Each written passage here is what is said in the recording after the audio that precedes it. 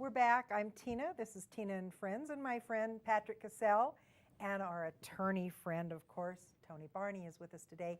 We have a guest on the line. I want to get right to him. He's been waiting there for a while. His name is Gary Hubble. Let's have at it.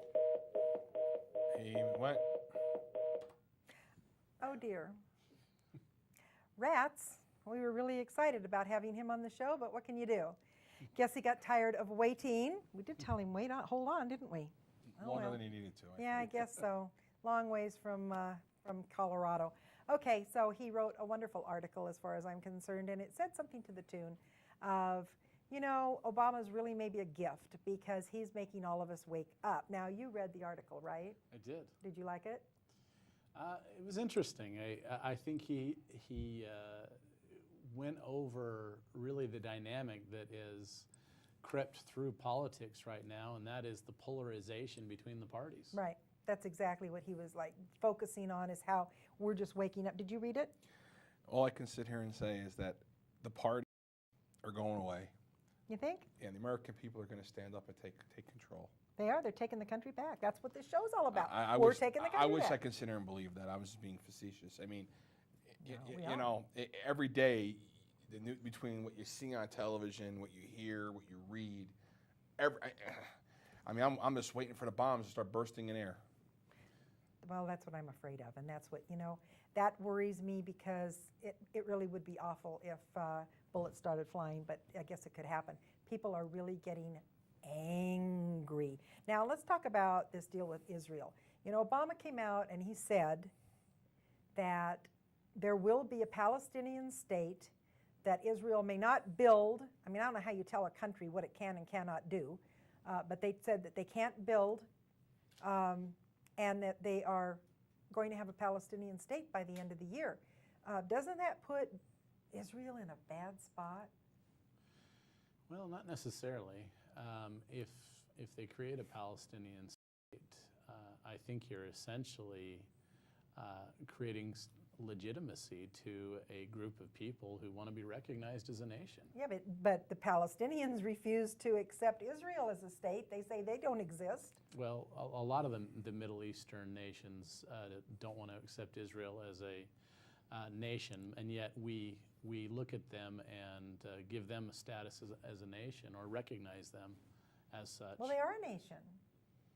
And my response is, why shouldn't there be a Palestinian nation, just like there's an Iranian nation and an Iraqi nation and other nations around the Middle East? It's hard to disagree with that. I mean, they're nomads from that part. That's their land as well. I mean, again, well, nomads is kind of the word. It's a great word. That really is sort of the hinge there. They really have traveled around forever, and now what? You establish a state. I mean, the Jordanians wouldn't take them when they wanted to go to Jordan. Jordan said no. The Syrians said, nah, we don't want you. So they went back, and they're where they're at. Evidently, it's a really bad thing, you know, a bad place that they're at. But yeah, but just because the Jordanians don't want them or any other nation doesn't want them, maybe that is the basis and the strongest point, that they should have their own nation where they can be accepted and thrive. Yeah. I think people are concerned because they look at a lot of the Palestinian areas as shelters for terrorists and other organizations. Gee, I wonder why. Well, there's definitely some argument and evidence that is the case.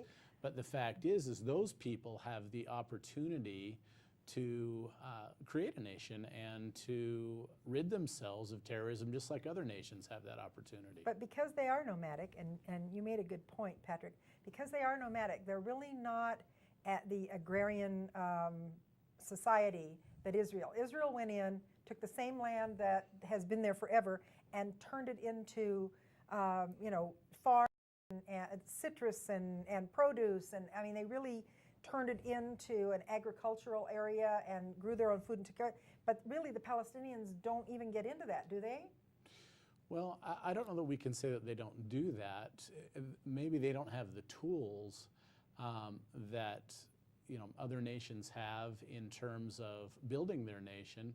But I think that if they were given legitimacy, they would have the opportunity to build their nation like any other nation. And we know that these fledgling nations that begin they're filled with problems and growing pains and so forth, but they have the opportunity to build upon a base if they have a nation state created. The thing that's interesting is what if it brought peace to that part of the world?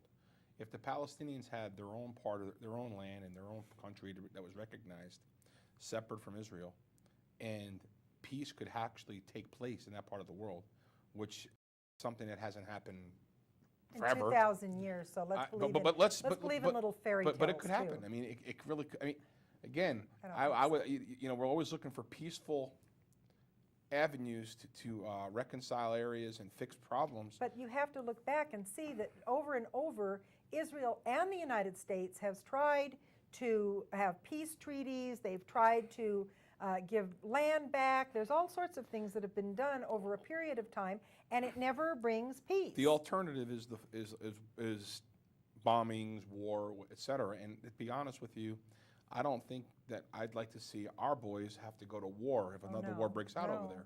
And that's, I mean, truthfully, I'm looking out for our soldiers and our economy. I don't really think we should want to go to that part of that's a religious war is not a war you can win conventionally. No, and here's the thing, with Ahmadinejad, I know, Michael Savage says Ahmadinejad, but anyway, with him saying the things that he says, that he's going to blow Israel off the map, almost got a nuclear bomb, how do the Israelis live there? How does this happen?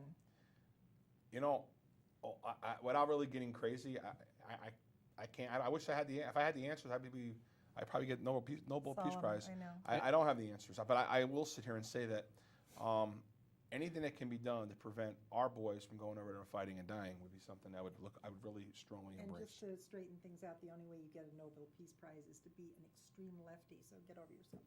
You'll never get it. Well, the fact is we talk about Iran, but we're talking about a nation. Yes, it is a nation. It's a disturbing one, but it is one. We're going to take a break because we're coming right up on one. And when we come back, we also are going to be covering the insurance issue because that hasn't gone away. Unfortunately, it's like you've just got something stuck to you. We'll be right back.